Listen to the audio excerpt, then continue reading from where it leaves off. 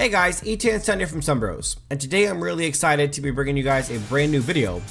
But before that, let me remind you guys to get entered in for a chance to win our guaranteed weekly skin giveaway that we're going to be doing every Sunday night during our brand new 1-hour question and answer live stream. All you got to do is make sure you're subscribed to the channel, give a thumbs up to the video, and of course leave a comment below with your in-game name and the skin that you would like to receive under 700 vouchers on either the NA or the EU server. Alright guys, let's get down to business. We're going to be talking about obviously how to build Zephys, and we're going to go over that by starting on his main hero page as we take a look at who Zephys is, you know, what makes him tick, what his strengths and weaknesses are, so we can figure out how to best maximize what he brings to the table. We're going to start with his passive. His passive is Unwavering Death. Every 3% of HP loss grants 1% of damage reduction. So what that does on Zephys is the lower his health gets, the less damage he takes. And it's pretty substantial, actually. It's really, really solid. It is probably the best thing about him by quite a bit. His first ability is Death Rift. Zephys lunges forward, dealing damage to enemies along the path. His next normal attack does extra damage and reduces the enemy's movement speed by 25%. As you guys can see, the base damage goes up. The cooldown goes down all the way down to 4 seconds at level 6, and the damage goes up also. So, yeah, that's really solid. 4 seconds, you can dash a lot on Zephys. It's really, really sick, especially with some cooldown reduction. You can essentially do it every couple seconds. It's absolutely insane.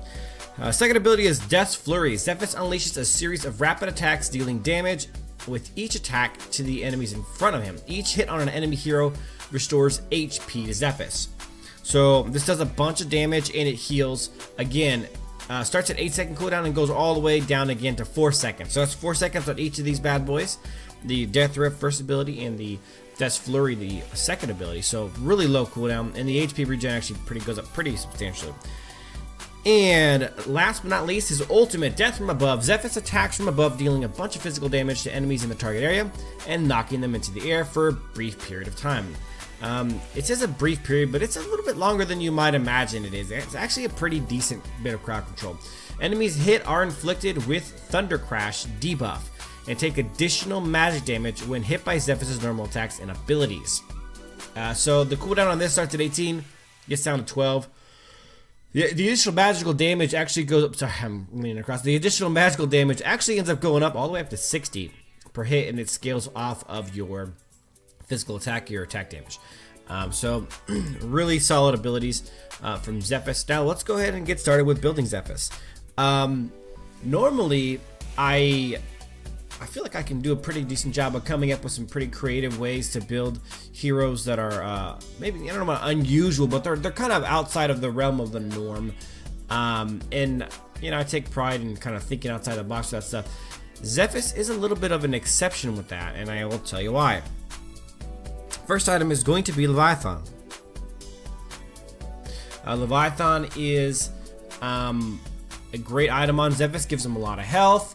You know, gives him the flame, and between the 4-second dash and the ultimate, that can he can cast pretty regularly. Also, Leviathan makes complete sense. He's always near enemies, doing damage to them, and the burn is just insane. The fact that he can't die forever because of his passive makes this a really good item on him too, because his ability to stick around and just do what he does is really, really good.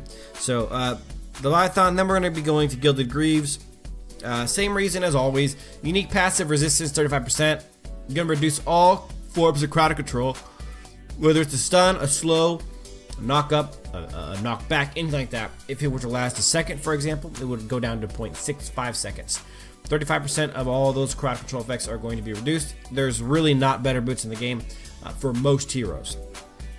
Next, we're going to be going on. We're going to be going back to an attack item. We're going to get Spear Longinus. And here's the reason why. Because of his low cooldowns and how frequently Zephys can attack with all these abilities, you actually proc each time you deal damage to an enemy hero, you proc the passive Shatter, decreasing the target's armor. And because Zephys not only lives a long time and can stay engaged in fights for quite a while, but he can cast his abilities so rapidly that he gets to his 5 stacks on Spear Longinus really quickly, and makes the most of that situation. Not to mention the cooldown reduction, 15% is a really solid start for Zephys to get him going. And then the armor is also nice because Zephys is very much an off-tank warrior type, more so than like a full-blown glass cannon assassin. The next item we're going to be taking is going to be, of course, Frost Cape. It's a perfect item for Zephys, seeing as he has cooldowns of 3 seconds. Or sorry, that Frost Cape has cooldowns of 3 seconds. Now what we do get, let's go over the top. We get 10% cooldown reduction that puts us at 25%. We get armor and HP. We're making him a little bit tankier. But now at 25% cooldown reduction, the cooldowns for his first and second ability are both right at 3 seconds. So as you'll see, the Frost Cape passive Frost Power has a 3-second cooldown. So now it actually synergizes with him so well to be able to do this. So after using an ability, the next normal attack reduces movement speed by 30% and deals 150 physical damage plus 20 additional damage for each level gained. So it's going to deal a good amount of damage, and it's going to slow enemies every time you do an auto attack after an ability. And because his first two abilities at this point in the game have a 3-second cooldown, it synergizes really well with him. It gives him that tankiness he needs. It gives him some more cooldown reduction. I mean, really, Spirit Longinus and Frostcape are two of the most perfect items for Zephys, and really, they fit a hero as well as any items in the game fit anyone. I really love them on him. Next, we're going to be looking at doing something I don't like to do too often, and that's doubling up on our armor pierce. And the reason why I don't like doing that too much is a lot of times it's overkill, but because of the way Zephys is played as an off-tank, he's kind of a hybrid off-tank assassin style hero, and more so than somebody like Wukong or maybe Zuka or somebody of that along those lines who's more assassin than warrior. Zephys will find himself fighting with tanks and off tanks quite a bit, and this will help him keep up in those fights. So what we're doing is we're getting another 10% cooldown reduction, which puts us at a whopping 35%, which is a really solid number to be at.